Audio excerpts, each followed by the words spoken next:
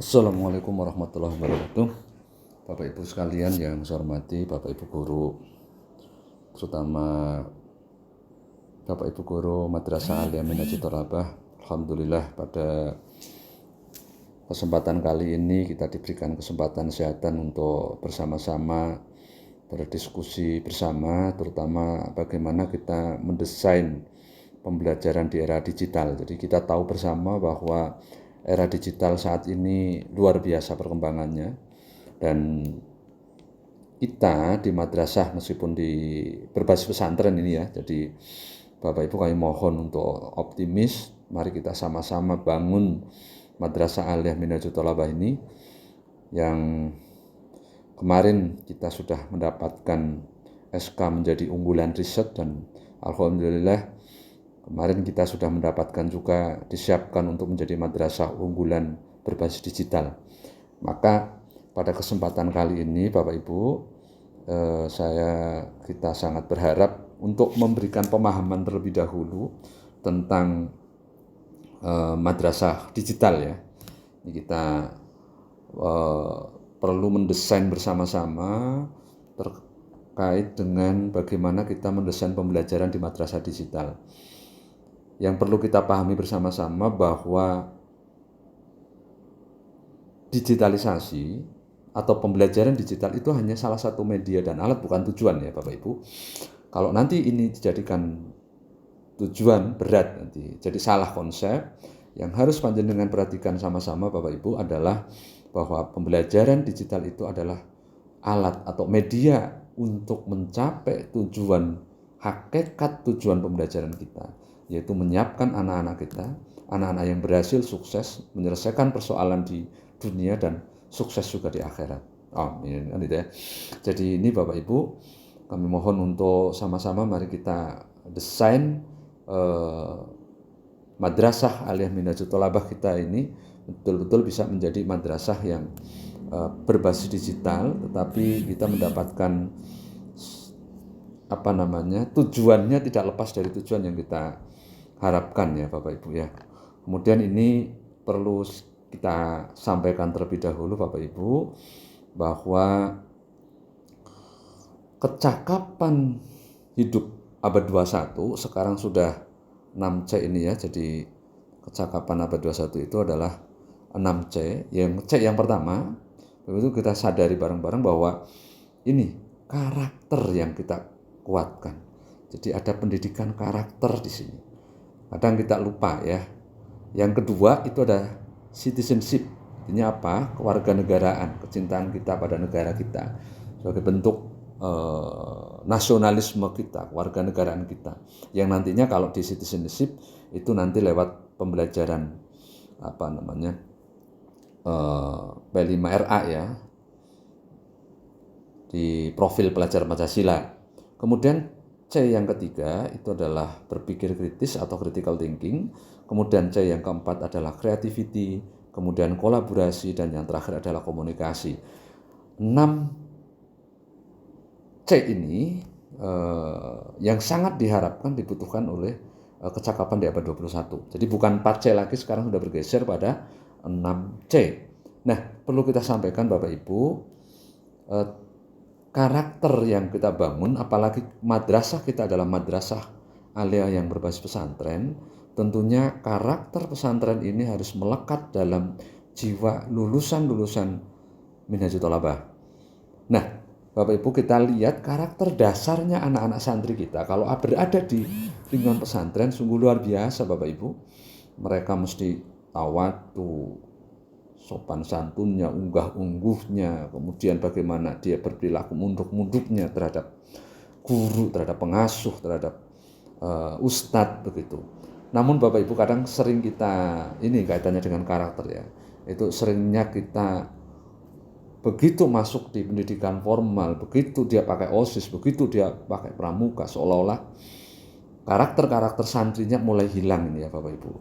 Hilang. Maka ini jadi PR buat kita Bapak Ibu, bahwa kita nggak boleh menghilangkan karakter ini ya. Setiap sendi-sendi, setiap dia bergerak, setiap dia kali berjalan, setiap kali dia berbuat di lingkungan madrasah, tentunya karakter ini harus kita tingkatkan. Kadangkala ini saya evaluasi Bapak Ibu, mereka menjadi hilang nilai-nilai karakter kepesantrenannya itu gara-gara kita juga. Kadang Bapak Ibu memberikan statement, memberikan ucapan atau melayani mereka dengan bahasa tidak pakai bahasa Indonesia atau bahasa kromo yang dipakai, tetapi seringnya kadang kita lupa kemudian menggunakan bahasa ngokok ya. Ini yang kadang-kala merusak tatanan mereka berkarakter ya Bapak Ibu. Maka kami mohon ucapan kemudian perilaku kita tetap harus kita jaga ya Bapak Ibu. Harus kita jaga, jangan sampai nanti justru malah merusak tatanan yang sudah terbentuk di pesantren. Ayo sama-sama. Jadi mulai menjaga kata-kata, sikap, perilaku kita untuk tetap bahwa guru tetap harus dihormati, harus dihargai. Sehingga mereka terbentuk bagaimana membentuk karakter santri yang sangat baik Bapak Ibu ya.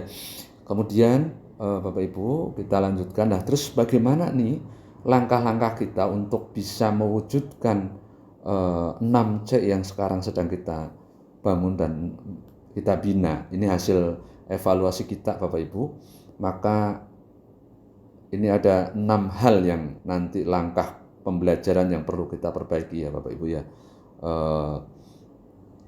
Jadi ini kami mohon semuanya saja Bapak Ibu untuk mendukung ke sana. Ada 6 hal yang harus kita coba terapkan nanti dalam kehidupan pembelajaran kita besok Bapak Ibu ya. Mohon ini dicatat, diperhatikan sehingga nanti betul-betul bisa kita laksanakan. Yang pertama Bapak Ibu, itu pada saat kita melakukan apersepsi, lakukan apersepsi dengan baik.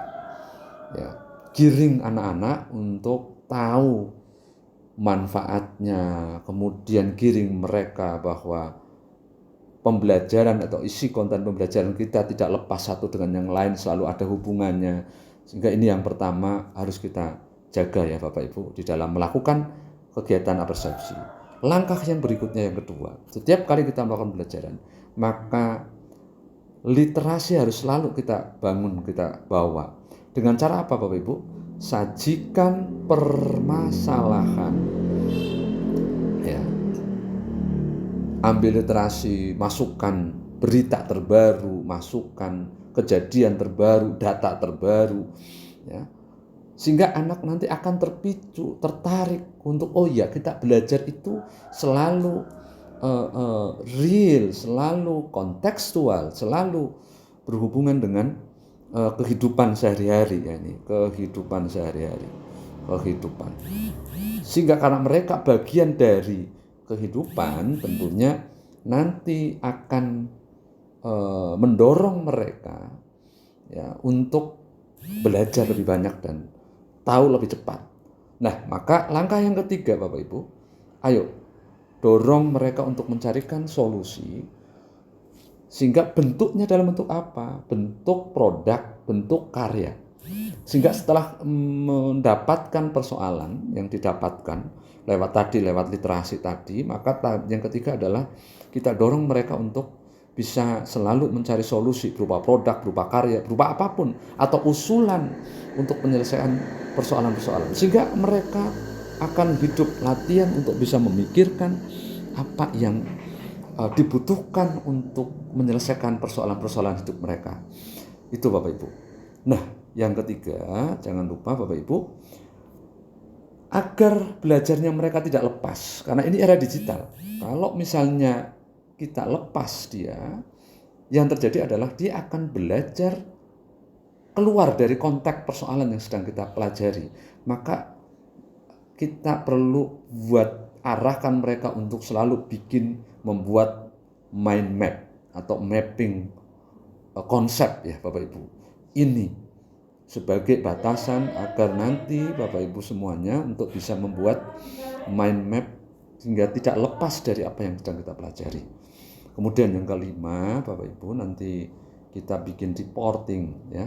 Reporting itu laporan, melaporkan hasil belajar, laporan hasil praktikum, laporan hasil riset atau apapun itu ya. Jadi dalam bentuk membuat reporting. Yang keenam Bapak Ibu, jangan lupa kita melakukan assessment. baik berupa tes maupun non-tes.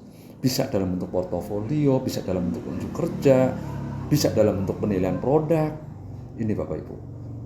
Kenapa ini asesmen jadi penting? Kita kadang sekarang terjebak pada penilaian yang berupa semuanya dites Bapak Ibu ya. Kita sering sekali kita apa-apa semuanya dites. Padahal penilaian itu enggak perlu harus semuanya dites, karena tiap anak punya kemampuan, punya potensi masing-masing yang tidak mesti harus dalam bentuk mengerjakan soal Bapak Ibu ya. Bisa jadi mereka bisa unjuk kerjanya bagus, tapi urusan soal nggak bisa. Maka ayo bersama-sama Bapak Ibu untuk kita memperhatikan bagaimana mengukur asesmen yang baik ya. Ini yang jadi catatan buat kita, biar besok langkah-langkah pembelajaran kita itu ini. Sehingga nanti kalau saya supervisi, kami akan menyiapkan, akan memantau Bapak Ibu semuanya untuk selalu berpegang teguh pada bagaimana kita membuat langkah-langkah pembelajaran yang menarik yang nantinya akan mendukung kecakapan abad 21 yang 6C tadi. Saya yakin dengan 6 hal ini, melalui persepsi, kemudian literasi, kemudian bikin mind map, jangan lupa reporting, karena mereka kalau tidak reporting nggak bisa ngapa-ngapain Bapak Ibu. Maka 6 langkah ini nanti sampai dengan assessment, saya yakin, saya percaya anak-anak Minhajul Thalabah, kita semua bisa mengantarkan mereka untuk sukses di kemudian hari. Salam sukses buat Bapak Ibu semuanya. Mudah-mudahan apa yang kita perjuangkan di Minhajul Thalabah itu senantiasa mendapatkan hasil yang terbaik, berkah, manfaat, barokah baik di dunia maupun di akhirat. Makasih, saya akhiri. Wallahumma fiqh ila aqwamit thoriq. Wassalamualaikum warahmatullahi wabarakatuh.